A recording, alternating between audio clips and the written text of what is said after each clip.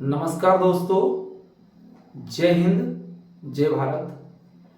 मंथन के इस एपिसोड में हम एक बार फिर आपसे रूबरू होने के लिए आए हैं और मंथन के इस प्रोग्राम में हम आपसे हर बार एक अलग विषय पर मंथन करने के लिए आते हैं और मंथन करके, निचोड़ करके, कुछ उनसे निकाल करके आप तक पहुंचाने का प्रयास करते हैं।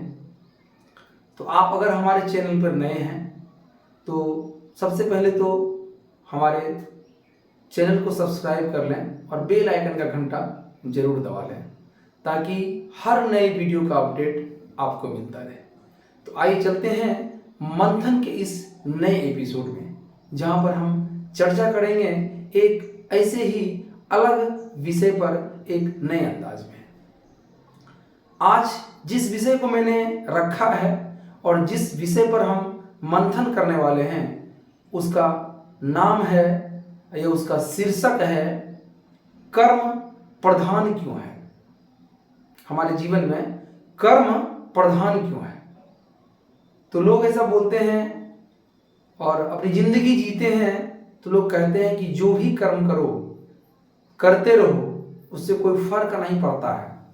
लेकिन आपको ये जानना बहुत जरूरी है कि हमारा कर्म जो है वो बहुत प्रधान होता है।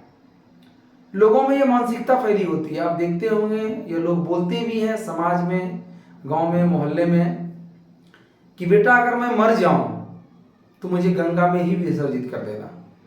बेटा अगर मैं मर जाऊं तो मुझे गंगा में ही विसर्जित करना। क्यों? गंगा में विसर्जित करने से लोगों को मुक्ति मिल जाता है। लेकिन ऐसी मान्यता है सिर्फ। अगर जिंदगी भर आपने बुरे कर्म किए, मार काट, ये वो अगरम बगरम, सिर्फ गलत ही काम किए और अंत समय में आप गंगा जाके स्नान कर लीजिएगा तो आप उन पापों से मुक्त नहीं हो पाएंगे। जीवन में कर्म कांड बहुत ही प्रधान होता है। मैं एक छोटा सा उदाहरण देता हूं आपको कि गंगा पुत्र भीष्म, जो स्वयं गंगा मां के बेटे थे, लेकिन वो भी अपने पाप के फल से नहीं बच पाए थे और उन्हें भी अपने कर्मों का फल भोगना पड़ता था। और हम लोग ये सोचते हैं कि सिर्फ गंगा स्नान कर लेने से हमारा पाप धुल जाएगा। अब आप ये समझिए, जो स्वयं गंगा पुत्र भीष्म थे, मां गंगा का पुत्र था, वो अपने कर्मों के फल से नहीं बच पाए थे। उन्हें भी जो है कर्मों का फल भोगना ही पड़ा था। तो हमारे जीवन में कर्म बहुत प्रधान होता है और हमें जो है कर्म सदैव अच्छा करना चाहिए। अपने वाणी से, अपने मन से, किसी भी चीज से, अपने कर्मों से लोगों को दुखी नहीं करना चाहिए, लोगों को आहित नहीं करना चाहिए। मैं आपके सामने एक और उदाहरण लेके आ रहा हूं और आप लोग जानते भी होंगे, बहुत बड़े संत थे कबीरदास जी, और उनका जन्म जो है वाराणसी में हुआ था और वो सारी जिंदगी काशी में रहे। वहीं पे जो है रह के उन्होंने अपना जीवन यापन किया और तमाम उम्र लोगों की जो है सेवा किया, तमाम उम्र जो है लोगों के हित के लिए कार्य किया और बहुत लोगों के लिए अच्छे अच्छे काम किए। लेकिन उन्हीं के समय में, उन्हीं के जमाने में एक जगह था मगहर, जो लोगों में ऐसी मान्यता थी कि जो लोग मगहर में मरते हैं उन्हें मुक्ति नहीं मिलता है, वो नरक में जाते हैं। तो कबीरदास जी को ऐसा लगा कि ये मान्यता तो बहुत गलत है। आप मगहर में मरिए, काशी में मरिए, बनारस में मरिए, कहीं पे भी मरिए, अगर आपके कर्म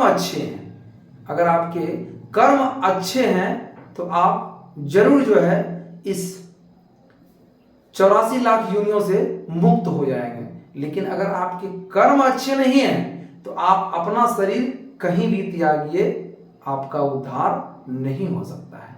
तो कबीरदास जी ने जो ये मान्यता थी और जो लोगों में भ्रम फैला हुआ था, तो अंत समय में उन्होंने ये निश्चय किया कि मैं अपने शरीर का त्याग जो है मगहर में ही करूँगा। और अपने अनुयायियों को बोला कि भाई हमें मगहर जाना है। तो उनके जितने भी शिष्य थे, अनुयायी थे, बोला अरे गुरुजी, अरे प्रभु, ये क्या कर रहे हैं आप, मगहर जा रहे हैं, मगहर में तो शरीर त्यागने से लोगों को मुक्ति नहीं मिलती है। बोला नहीं नहीं, मुझे मगहर जाना है और अपने जीवन के अंतिम क्षणों को वहीं पे व्यतीत करना है। मैं जितना दिन भी अब जीऊंगा मगहर में ही जीऊंगा और अंत समय में मैं मगहर में ही अपना शरीर त्याग दूंगा।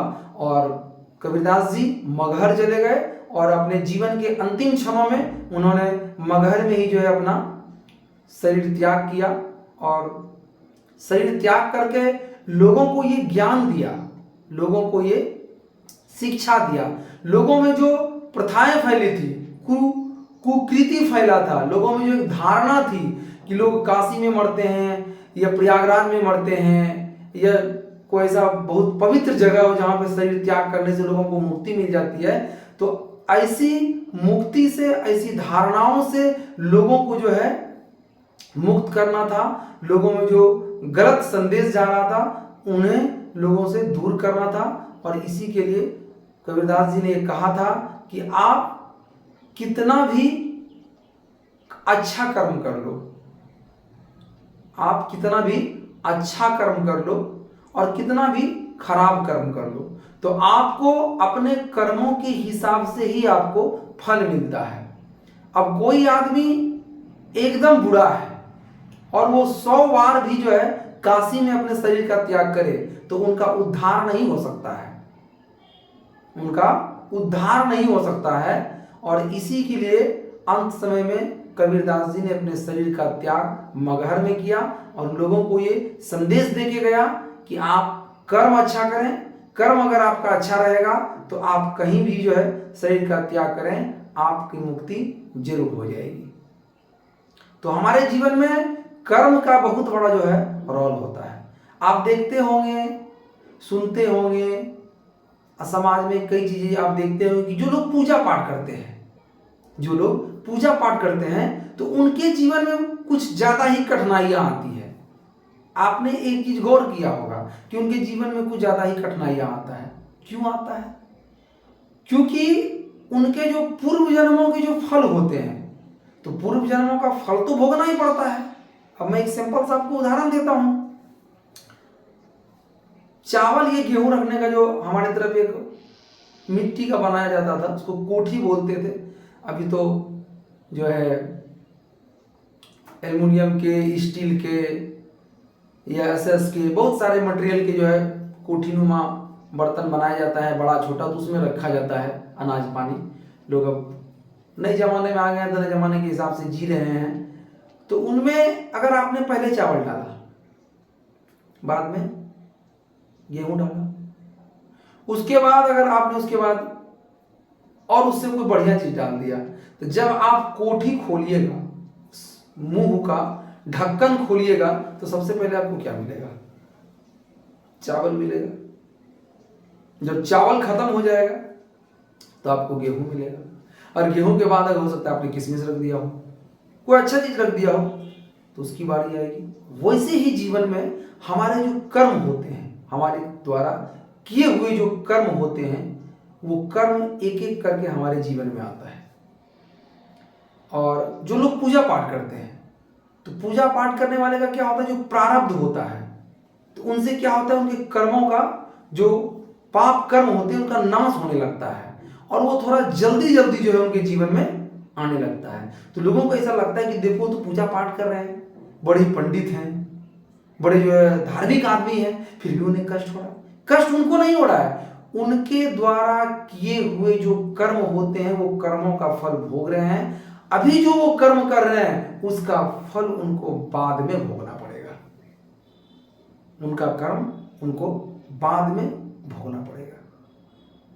तो इसके लिए हमारे जीवन में कर्म का बहुत बड़ा जो है रोल होता है। तो हमें सदैव ये ध्यान रखना चाहिए कि हमें अच्छा कर्म करना चाहिए, अपने वाणी से, अपने व्यवहार से, और किसी का हम दिल ना दुखाएं। आप किसी को ऐसा वाणी मत बोलिए जिससे उनका दिल दुख जाए। आप किसी को ऐसा वाणी मत बोलिए जिससे उनका दिल दुख जाए, क्योंकि वाणी जो होता है, वो जो शब्द होता है, एक बार अगर आपके मुंह से निकल गया तो फिर वो वापस नहीं आता है, वो वापस नहीं आता है। तो जीवन में सदैव इस बात का स्मरण रखिए कि हमारा कर्म ही बड़ा प्रधान है और कर्म सर्वोपरि है, कर्म जो है सर्वोपरि है। लेकिन लोग क्या देखते हैं, अरे पूजा पाठ करने वाले को तो बड़ा कष्ट हो रहा है, जो चोरी कर रहा है, जो गलत काम कर रहा है, जो शराब पी रहा है, जो दारू पी रहा है, वो बड़े अच्छे से जी रहे हैं। अच्छे से नहीं जी रहे हैं, उनका कर्म धीरे धीरे उनके जीवन में आता है। पहले उन्होंने अच्छा कर्म किया होगा तो उनका फल उनको अभी मिल रहा है, जो कर्म वो अभी कर रहे हैं उनका फल उन्हें बाद में मिलेगा। तो इस वीडियो के माध्यम से मैं आज आपके सामने मंथन के इस एपिसोड में एक ऐसा निचोड़ निकालने का प्रयास कर रहा हूं जो आप तक पहुंचे और आप कुछ लाभ लें इस वीडियो से कि हमारा कर्म कितना प्रधान है। और चाहे वो किसी के भी पुत्र हो, किसी देवी देवता के पुत्र क्यों ना हो, किसी बहुत बड़े महारथी के पुत्र क्यों ना हो, लेकिन उन्हें कर्मों का फल स्वयं भोगना पड़ता है। मैं एक उदाहरण यहाँ पे और देना चाहूँगा कि जब महाभारत का युद्ध समाप्त हो गया था और सब लोग पांडु जितने भी थे, अर्जुन, युधिष्ठिर, नकुल, सहदेव, सब का जब कार्यकाल समाप्त हो गया और सब जब स्वर्गलोक की तरफ भ्रमण करने लगे तो उन्होंने हिमालय होते हुए, जब उनका जो रास्ता था उन्हें लेने के लिए स्वयं इंद्रदेव भी आए थे और कुत्ते का रूप धारण करके लेके जा रहे थे। तो रास्ते में क्या हुआ, एक एक करके रास्ते में जितने भी लोग थे, चाहे युधिष्ठिर थे, ये अर्जुन थे, भीम थे, नकुल थे, सहदेव थे, सब एक एक करके गिर गया, रास्ते में गिर गया। सिर्फ एक ही आदमी सही सलामत युधिष्ठिर जी गए थे और युधिष्ठिर जी का भी जो है ना एक उंगली गल गया था। उनकी उंगली गलने का सिर्फ एक कारण था और वो कारण था कि उन्होंने एक बार युद्ध में जो है झूठ बोला था कि जिस समय अश्वत्थामा नाम का एक हाथी मारा या नर मारा, उन्होंने कंफर्म नहीं किया था, जबकि युधिष्ठिर जी को भी मालूम था और द्रोणाचार्य को मारने के लिए ऐसा किया गया था। जब द्रोणाचार्य को इस चीज का खबर मिला कि हमारे पुत्र मारे गए इस युद्ध में, तो वो बेसुध हो गए, उन्हें किसी चीज का खबर ही नहीं मिला, बेहोश हो गए और उसी समय जो है उनका हत्या कर दिया जाता है। और तो उसी समय उन्होंने एक झूठ बोला था कि अश्वत्थामा मारा गया, लेकिन अश्वत्थामा हाथी मारा गया कि नर मारा गया ये मुझे नहीं मालूम, लेकिन अश्वत्थामा जरूर मारा गया। और उस समय इतना हल्ला करने लगा, उसके बाद जो है कई तरह के बाजे बजने लगे और द्रोणाचार्य जी बेसुध हो गए। तो कर्मों का जो लेख होता है उसको आप बदल नहीं सकते हैं, कर्मों का जो लेख है, कर्मों का जो विधान है उसको आप बदल नहीं सकते हैं। कर्मों का फल आपको भोगना ही पड़ेगा, चाहे अच्छा हो या खराब हो, उसका फल आपको ही भोगना पड़ता है। तो आज की इस वीडियो में मैं आप सभी लोगों से ये गुजारिश करना चाहूँगा कि अपने जीवन में जहाँ तक हो सके, जितना संभव हो सके, आप अच्छे कर्म करें और लोगों के प्रति अच्छा व्यवहार रखें। लोगों को कभी ऐसा वाणी ना बोलें जिससे उन्हें कष्ट हो जाए। तो आप सभी लोग हमारे इस वीडियो को देखिए और अगर आपको हमारा ये वीडियो अच्छा लगता है तो एक लाइक कर दीजिए और चैनल पर अगर नए हैं तो सब्सक्राइब कर दीजिए और बेल आइकन का घंटा जरूर दबाएं ताकि हमारे नए वीडियो का अपडेट आप तक सबसे पहले पहुंचे। जय हिंद, जय भारत।